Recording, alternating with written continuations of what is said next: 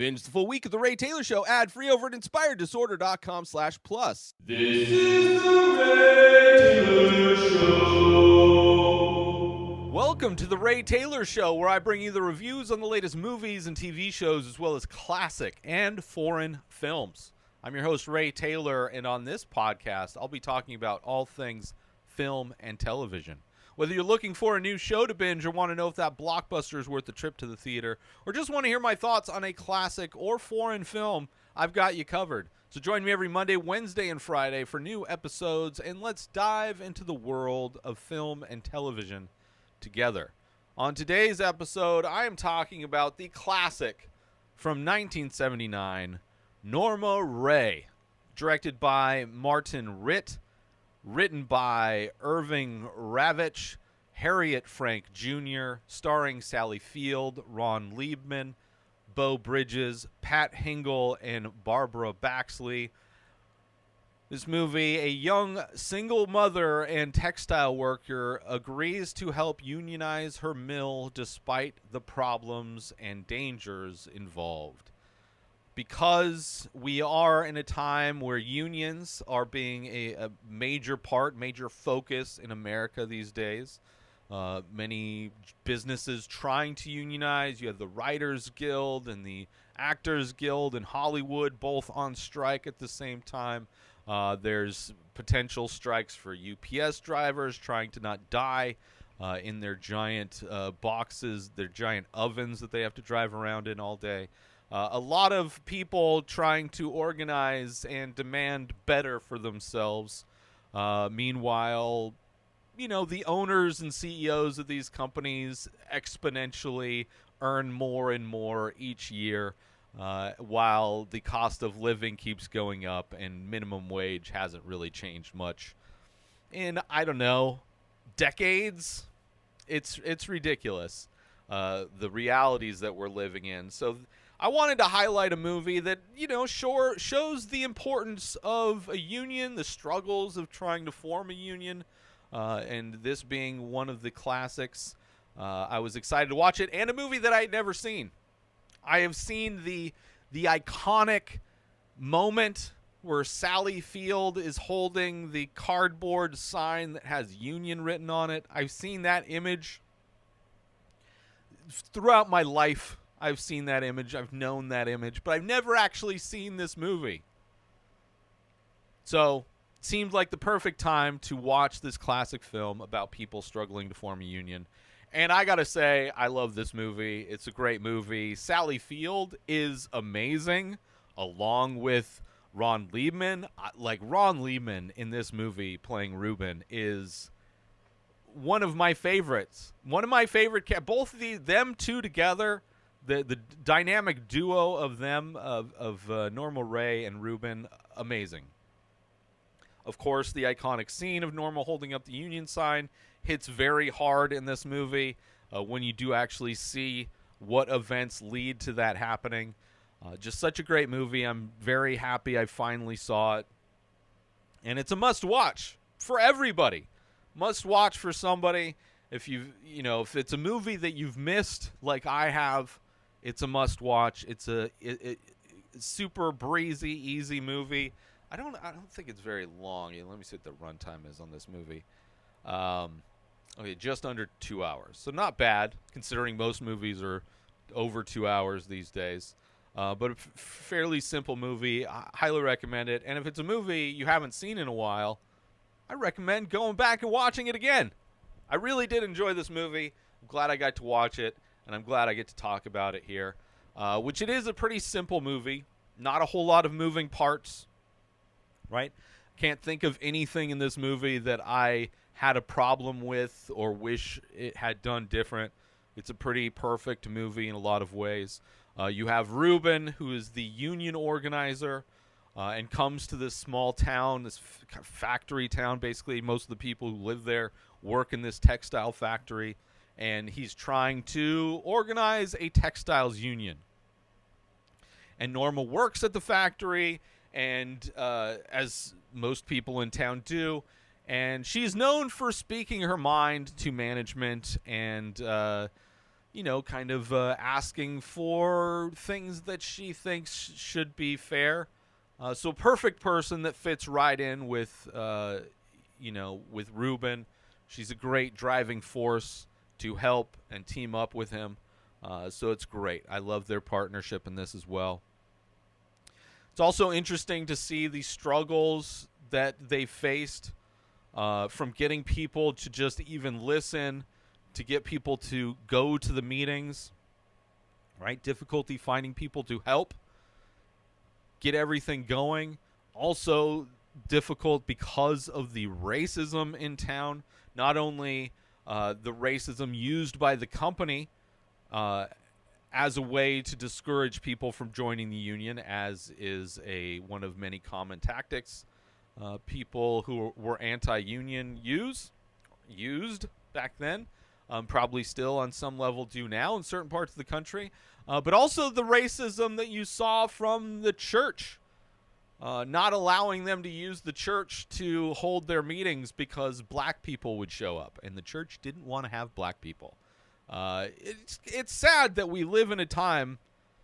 It's 2023. This movie came out in 1980. The story depicts, I don't know what, the 70s maybe.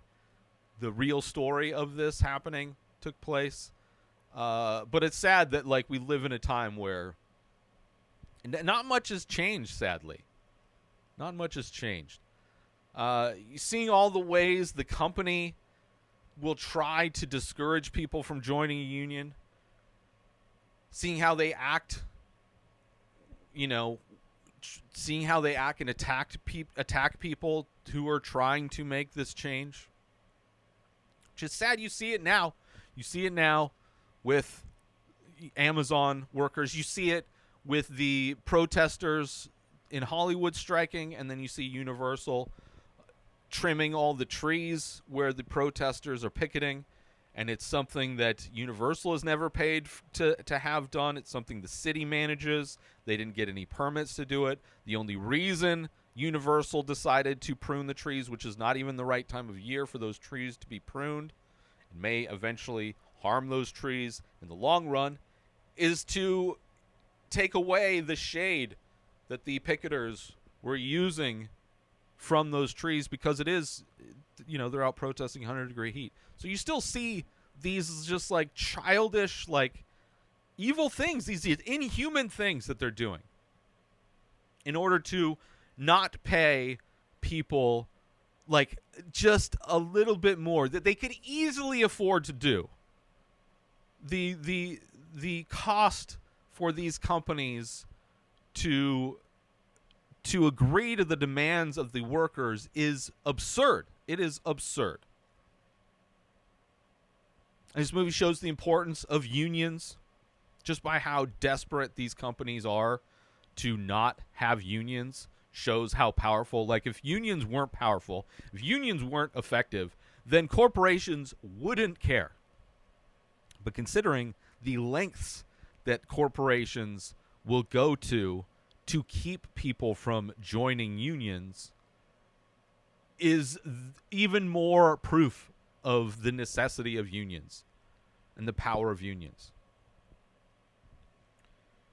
Also shows how dehumanizing businesses can be, right?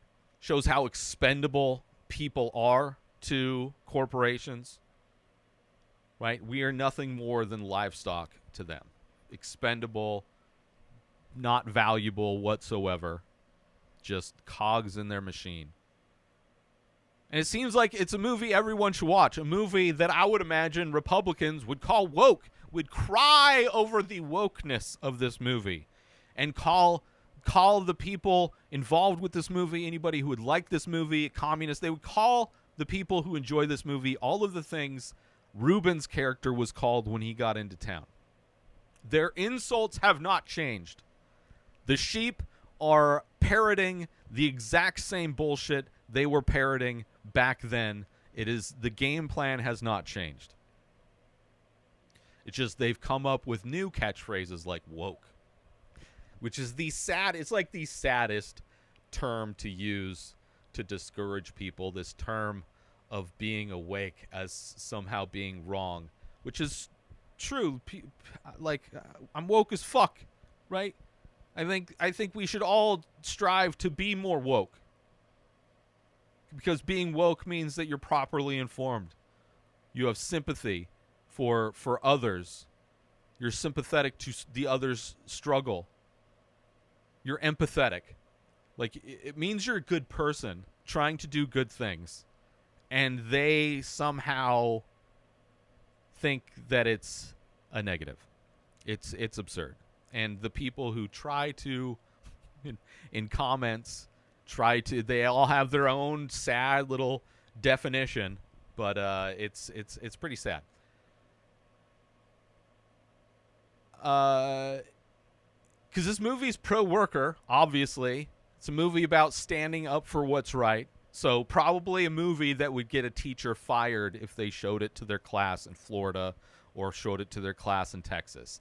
I would imagine if I wouldn't be surprised, would not be surprised if a teacher who showed this movie to their class in either of those states would be terminated immediately, considering how much information they're already censoring from kids getting a hold of.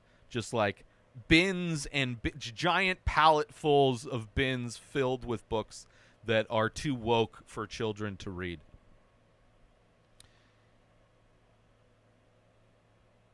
And sadly, like I mentioned, this movie also highlights how little has even changed over the years. Businesses have found new ways to dehumanize and exploit workers.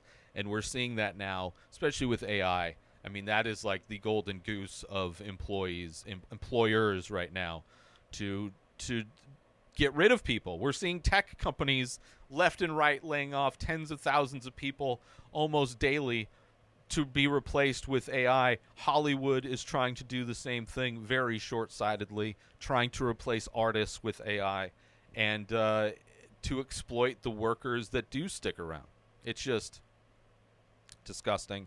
Let's take a quick break from this episode to talk about Attention all Rae Taylor Show fans! We're excited to announce we've just released a line of exclusive merchandise featuring original artwork inspired by the show. Our high-quality shirts and biodegradable phone cases are a perfect way to show your support for the show and make a great gift for any fan. Plus, with each purchase, you'll be helping us continue to bring you great content. So don't wait. Head on over to inspireddisorder.com now and check out the full collection. Thanks for listening, and we hope you'll show your support by grabbing some Rae Taylor Show merchandise today. And now, let's get back to the show. I do want to talk about spoiler specifics of this movie. So for anybody that hasn't seen this movie, doesn't want to be spoiled, this is your warning. Norma, great character.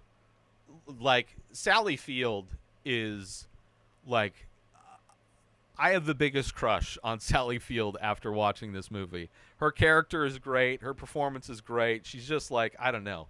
Her character, she's a single mom, but she enjoys her life. She sleeps around. She's, has a lot of boyfriends around town, right? Not doing herself any favors, really. Being the other woman to a man who's married, which I don't fault her for that. That would be like just a step aside from this movie. People who get more angry at the person a married person cheats with versus the married person who cheats is absurd. It is so stupid. But yeah, anyway. Ruben, I love the moment in this movie where Ruben tells her that he thinks she's too smart to be doing, going around with all these guys and all the drama that comes with all of that stuff. Like, he thinks she's too smart for it. I love that moment. Her getting promoted after the management sees that she's friendly with the union organizer, right? Putting her in a supervisor position to make all of her other coworkers not like her anymore because now she is the quote-unquote man in the business, supervising, even, having to tell her dad that they need to work harder. And she's already somebody who has demanded better conditions in this place for the workers. So it's clearly the promotion is to set her up. And it doesn't last forever. One of the dudes she goes on a date with, they go to the lake. She brings her kids. He decides to go pick up his kid as well. Puts him in the back of the pickup truck, in the bed of the pickup truck, which is like, it's amazing. It's amazing, one, how people like romanticize those times where we would just put the livelihood of children in danger. Like, kids so effortlessly could die back in the day. And a lot of the same people that romanticize those good old days where kids could just effortlessly die by sitting in the back of a pickup truck while people are driving around drunk a lot of the times, are also the same people in a lot of cases that use children as an excuse to censor books, to censor people, to attack people that they decide to label as evil. It is amazing the manipulation, the constant use of children as this bargaining chip, as this reasoning for doing some horrible things to marginalized communities. But meanwhile, they also romanticize a time where kids, and really don't care about kids today either, or their livelihood for that matter. But anyway. And it's funny when they go on this date where they bring their kids, how he basically just lays out everything he would bring to the table if they got married, right? Like, this, I make pretty good money, I can fix things, I could do all this stuff. Like, just laying it out, like, no beating behind the bush, and then cut to the wedding. I thought that was hilarious. And then when she decides to join the union guy to help, right? Totally makes sense that she would. Took a little bit of time. But she is a rebel with a mission. She's rebellious against management as it is. Now she has an ultimate purpose. She knows what positive this could bring to the people of this town if she's able to convince them to unionize. And of course, she has the same fears as I think a lot of people would. You know, fear that they're going to mess with her, fear that they're going to fire her, you know. And he tells her all of the rules that they're not allowed to do, right? Which companies, there's rules that they need to abide by, which I love how this movie highlights that constant struggle of making sure businesses follow the rules, which obviously they don't. I mean, no one breaks more laws than businesses do anyway, because generally the punishment for those laws is a fine, which is just, it's part of their profit scheme. It doesn't cut into their profits. If it did, they would stop. It's just the cost of doing business for them. It's also interesting, the scene where she goes to her church, and the pastor at the church doesn't want her to do the union meetings there partly because they're anti-union, which seems ridiculous, but mostly because the idea black men will be there in that meeting. The church doesn't want that to happen, which somebody who spent some of my childhood active in churches, being a member of a church, going to many different churches as I was part of a traveling puppet ministry group, I have been to churches that seem like straight up KKK meetings. So, like, not all churches are white supremacists, racist, but that is a massive aspect to Christianity and the use of Christianity to not only discriminate and judge people, but also to indoctrinate people. Like, you see countries in Africa that have been generations of indoctrination and grooming are trying to pass the same anti-LGBTQ laws that red states are trying to do under the guise of Christianity, right? Christianity, the by far the biggest religion in those countries in Africa. So not surprising that they hold up a lot of the same hate that is pretty common. And one of the many reasons I do not participate in that or any organized religion.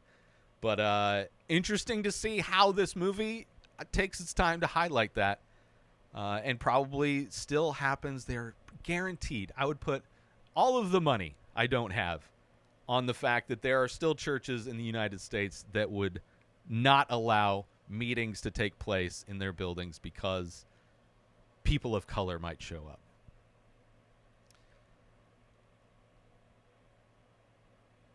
Her husband also, her new husband, also has a bit of racism because she decides to have the meetings at her house and he has the same kind of things. But ultimately, her new husband is supportive, which I love that moment towards the end after she gets, I think it's after she gets arrested, where he pretty much tells her, like he understands that she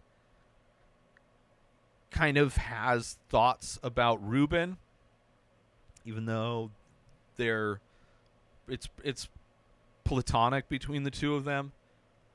But for him, it's only her. Like, she's the only thing that means anything to him.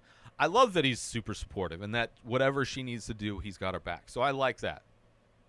I kind of a growth in some ways of his character.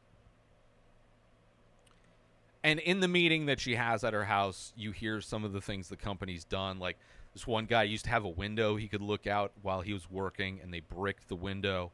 All these different things that these accommodations they don't make for like medical purposes and stuff like that. But the biggest disappointment not only is that they maybe don't understand what the union's really going to do, is the discouraging thing is that only 17 people out of 800 showed up. And that's like, oh, this is such a such humble beginnings for what ends up becoming this movement. Ruben, as I said, the union organizer, my favorite. When we first see him, he gets called a communist, a Jew, all of the things that current day Republicans would call liberals, trying to unionize. He goes to make sure his notice. I love the scene where he goes to the thing to make sure that the union notice that he has up on the bulletin boards are there and people can read them. I love that moment. And when you see the first bulletin board, they hang it at the highest. Like, this bulletin board is extra tall, and they put it at the very top of this extra tall bulletin board, of course. Like, it maybe if you were Shaquille O'Neal, you'd be able to look up and read it. So he forces them to bring it down. And I love that he's like, he doesn't care. He's standing up to them. When he's walking through the factory, he makes sure to say hello to everybody. Not only just to show that he's there, but also to show everybody can see that all of these managers are scared of him. And that's, I would say, is a big statement. When you see the people who talk down to you and control your life for 40 plus hours a week, how they grovel and are so worried about this one guy making sure the notices are up on the bulletin board, I think it's amazing. It's a great scene. Right? He doesn't take any shit, stands up to these 6 managers that are trying to intimidate him, trying to fuck with him, and making sure the workers see him, right? The look of shock and happiness that these people have on their face when they see him show up. It's great. Showing that he means business. They see how scared the managers are. And then they go to a second bulletin board that's like covered, like product is just stacked in front of it. And they see as he makes the managers move all of that stuff away from blocking the bulletin board, and seeing the look of the big smile on Ruben's face. Amazing moment. I love that moment when he goes in there. is take a quick break from this episode because I want to promote. Are you looking for a way to take your love of The Ray Taylor Show to the next level? Look no further than Inspired Disorder Plus. As a member, you'll get access to a whole host of amazing perks, including the full week of shows, ad-free in both audio and video versions, a live painting archive, early access to the many faces, members-only discounts and deals, a podcast back catalog with over 600 episodes. But that's not all. As a member, you'll get access to my personal blog as well as my creative writing. You'll also get the chance to ask me anything you want. With all of these benefits and more, Inspired Disorder Plus is a must-have for any fan of The Ray Taylor Show. So don't wait. Go sign up now. Head on over to inspireddisorder.com/plus and start enjoying all of the amazing perks of the membership. And now, let's get back to the show. And not only are those two characters great, but their partnership is great. It's a great platonic love story, this movie. Right? She has an attraction to him because he's so different than any other dude she's ever known. Because he's passionate about these things that nobody in her town is passionate about. He comes from a city. He's got different interests in things. So that difference she finds so attractive. And I love when she starts, like, towards the end, after a while, when she's, like, helping him out, staying up late, writing papers, all this kinds of stuff, when she starts using different Jewish terms, right, clearly showing that they've been hanging out a lot. I love that so much. They make a great team. You have the factory that's making these textiles is almost a character. Like, so noticeable how loud it is in this factory, right? You have scenes where the factory doctor telling people it's no big deal, telling her mom it's no big deal when she temporarily loses her hearing. Like, just examples of how little they care about the people that actually run the factory, right? You see they start messing with everybody's schedules, messing with their pay to discourage them from joining the union. You see her dad having his arm going numb and then just dropping dead at work because they didn't want to let him take a break early, right? They're forcing him to wait until the designated break time. And then later on, as they try to assassinate Norma's character, right, to try and discredit this union, it's just spreading rumors, spreading lies, and also trying to use race in order to scare the racist white guys away from joining the union. Like, they're like, oh, if black guys get in the union, then they're going to take your jobs. They'll take your jobs. And so, of course. And the climax of this film is kind of great as well. You have this moment where Norma and Ruben, like, they're putting a lot of time and effort into this, slowly growing support. And there's this moment where Norma and Ruben kind of get a little heated. Frustration boils over. And there's this notice that the companies put up that is using race as a way to scare the racist white dudes into not joining. And it goes against the law that they're able to do this. So because she can't take it, Ruben tells her that she needs to go in and copy it down word for word. On her first attempt, she didn't get the whole thing. And Ruben's like, you can't do this halfway. I need to get this whole thing word for word, or we're not going to get anything from this. So she goes in and does it. And you see all the managers surround her because they know they fucked up. And they know that if she gets this information, that it's going to be bad on them. And she refuses to leave. She stands up to herself, very similarly to how Ruben stood up to himself when he was checking everything. And that is what that leads to, as everything, like they're threatening to fire, all these things, that's what leads to her getting on top of one of the tables and holding up the union sign. And you hear the change happen from this loud factory, all these machines working, And slowly, one by one, these people who see her holding this union side, seeing the how they're treating her, and seeing how this is important to them, you slowly turning off these machines, and this loud factory slowly gets quieter and quieter. I love that scene so much. Super powerful. Very powerful moment. And of course, they arrest her. Ruben comes to pick her up, and she cries on the way home. And he's telling her, listen, you getting arrested is one of the least offensive things that he's seen people get treated for joining unions, for picketing outside of businesses, right? He's seen people who've been beaten, like pregnant women beaten, people literally being killed for picketing. Like, so the fact that you were arrested is not even close to the worst thing that they could do to you, right? So kind of gives her a perspective on like what this could be for her. And it's a great moment when she does get home, and to get ahead of everything, knowing what they're probably going to do, trying to assassinate her character, sitting her kids down and telling her kids the truth, and making sure that her kids know that she will tell her kids everything before anybody else does, so that if they ever hear anything, they will know it's a lie, because she has already divulged all of the skeletons in her closet, as it were. Love that moment as well. And that's also where we see how supportive her husband is. Great moment. And then when they vote yes, very stressful kind of moment, celebrating.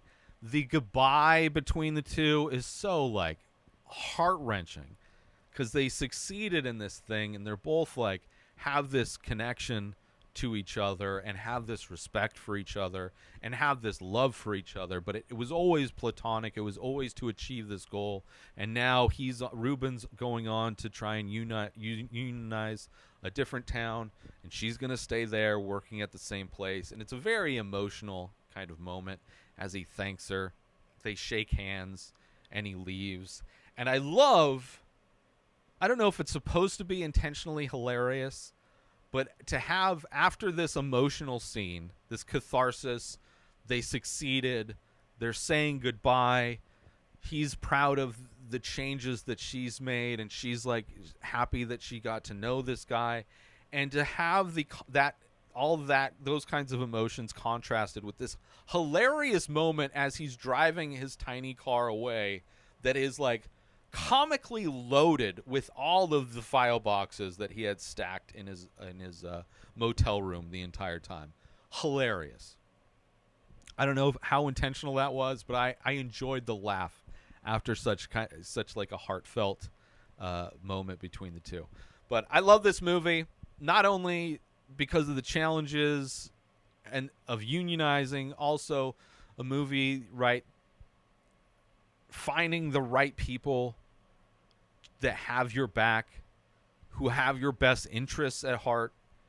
Norma putting her drive and determination to good use.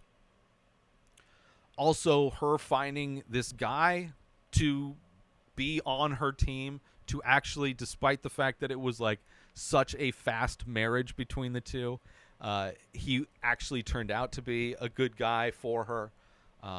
And also Ruben was a great guy as well, right? And all of a sudden she was surrounded by two dudes that actually had her best interests at heart for once.